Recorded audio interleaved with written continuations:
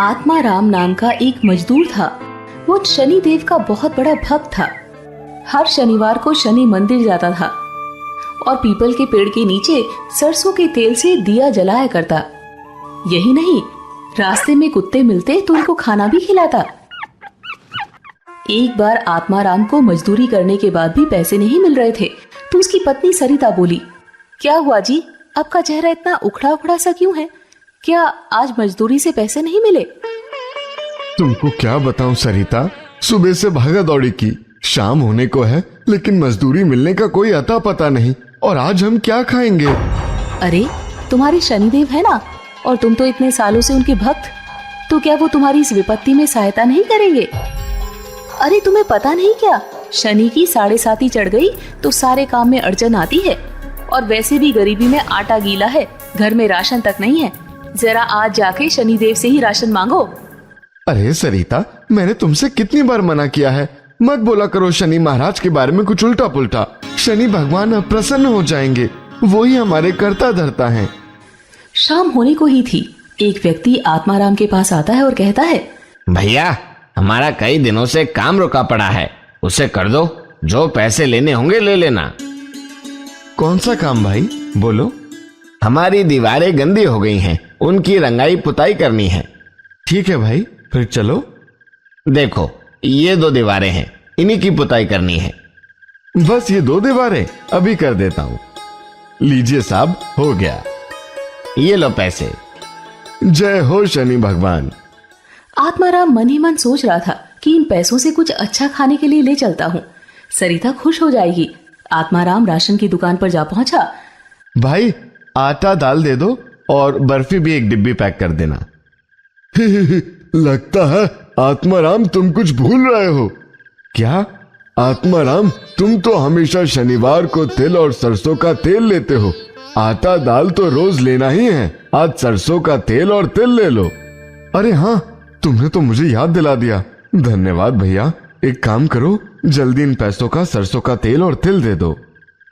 आत्माराम तेल और तिल लेकर मंदिर आता है और शनि भगवान को काले तिल और तेल चढ़ाता है और शनिदेव की पूजा करता है। हे प्रभु, मेरे कष्टों को हर लो। मैं एक मजदूर आदमी हूँ, बहुत लाचार और असहाय हूँ। मुझे मजदूरी के लिए दिनों रात भटकना पड़ता है। 2 जून की रोटी भी मुझे नसीब नहीं होती है। मेरी मदद करो भगवान, मदद करो। आत्माराम जब घर लौट के आता है तब पत्नी पूछती है, क्या जी, आज भी खाली हाथ आए हो या आज मजदूरी में कुछ पैसे मिले हैं? आज मजदूरी में कुछ पैसे तो मिले थे सरिता, लेकिन जो पैसे मिले थे उससे मैंने भगवान शनि के लिए सरसों का तेल और तिल ले लिया। सुनो जी, मैं कहती हूँ शनि की पूजा छोड़ क्यों नहीं देते? रोज रोज हमें भूखा ही सोना पड़ता है। सरिता, अगर शनि भगवान की पूजा करने से हमें कुछ दिन भूखा ही सोना पड़े तो मुझे मंजूर है, लेकिन मैं शनिदेव की पूजा अर्चना कैसे छोड़ दूं? वो मुझसे नहीं हो पाएगा।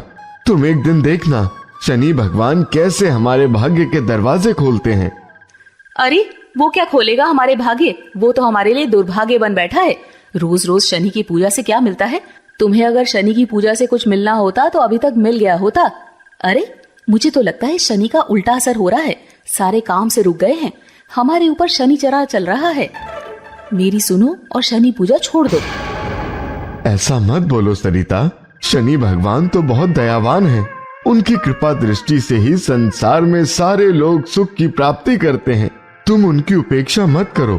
जानती हो, एक बार राजा विक्रमादित्य ने शनिदेव का अपमान किया तो शनिदेव ने उनके हाथ पैर कटवा दिए और तेली के घर उन्हें कोल्हू चलाना पड़ा था। और जब राजा विक्रमादित्य ने उनसे क्षमा मांगी तब भगवान शनि ने उनकी सारा राजपाट वापस कर दिया और पुनः उन्हें उसी रूप में कर दिया। तो तुम क्या चाहती हो कि मैं भी क्षमा मांगू उस शनि से? हाँ सरिता, जल्दी मांग लो, वरना भगवान शनिदेव तुम्हें कोई सजा दे देंगे। मैं लिख कर देता हूँ। मैं नहीं मांगूंगी कोई क्षमा। सरिता अपनी जिद पर अड़ी रही। जब अगले दिन सुबह होती है तो सरिता चारपाई से उठ नहीं पा रही थी। क्या हुआ सरिता, तुम उठ क्यों नहीं पा रही हो? और तुम्हें इतना बुखार भी है? अरे लगता है तुम्हें तो काला ज्वार हो गया है। सरिता ज्यादा बुखार के कारण बेहोश और सुस्त पड़ी हुई थी। इसके बाद आत्माराम सरिता के पास शनिदेव की मूर्ति लाता है और उसे कहता है, हाथ जोड़कर तुम भी मेरे साथ प्रार्थना करो। हे शनि भगवान, मेरी पत्नी की गलती की सजा उसे मत दो, उसे माफ कर दो। वो अज्ञानी है, उसको आपकी शक्तियों का जरा भी आभास ना था। मैं उसकी जगह माफी मांगता हूँ। दया करो प्रभु, दया करो। ओम प्राम प्रीम प्रोम सह शनिश्चराय नमः। आत्माराम शनि भगवान का जाप करते करते सो गया और उसे नींद आ गई और वो शनि भगवान के पैरों के पास सो गया। उसे सपने में शनि भगवान आए और उन्होंने आत्माराम से कहा, पुत्र, तुम्हारी पत्नी की गलती माफ करने योग्य नहीं है। उसने मेरी भक्ति की शक्ति पे शंका की, लेकिन ये सब के बावजूद मैं तुम्हारी भक्ति से काफी प्रसन्न हुआ और तुम्हारी पत्नी के रोग को खत्म करता हूँ और मैं तुझे 3 वर मांगने की छूट देता हूँ। आत्माराम की नींद खुली तो उसने देखा अगल बगल कोई नहीं था, लेकिन उसे शनि भगवान के 3 वर मांगने का वचन याद आया। उधर उसकी पत्नी का काला ज्वर ठीक हो गया था। उसने अपनी पत्नी को आवाज लगाया, सरिता, ओ सरिता। बोलिए स्वामी। स्वामी, मेरा बुखार ठीक हो गया है, मैं चल फिर भी सकती हूँ। इतनी जल्दी कैसे मेरा ज्वर ठीक हो गया? इस चमत्कार के पीछे क्या राज है स्वामी? बोलिए ना। ये शनिदेव की कृपा है। जय हो शनिदेव, आपकी जय हो। आपकी महिमा अपरंपार है। न जाने वे क्या क्या आपको कह गई। मुझे माफ कर दो भगवान, मैं आज से ऐसी गलती नहीं करूंगी। आज से मैं आपकी नित्य भक्ति करूंगी।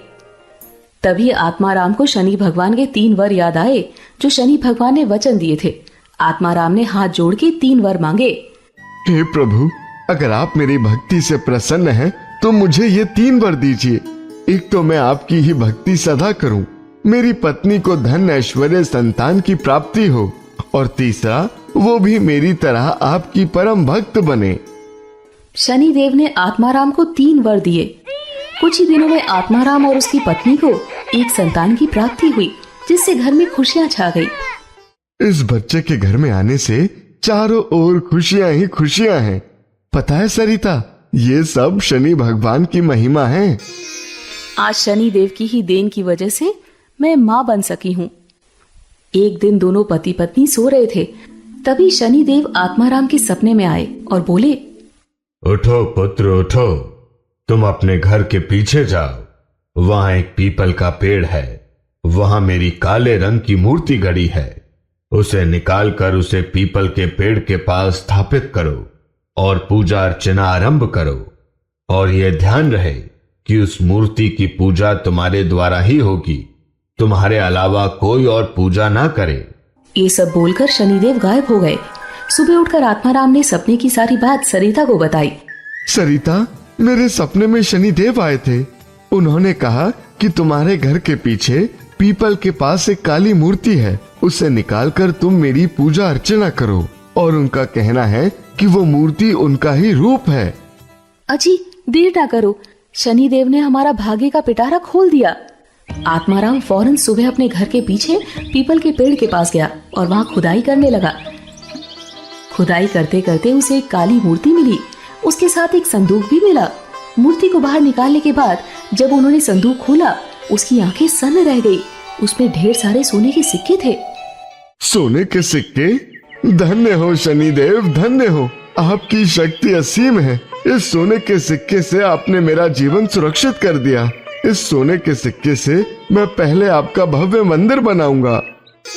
अजी, इतना धन कहाँ से आया?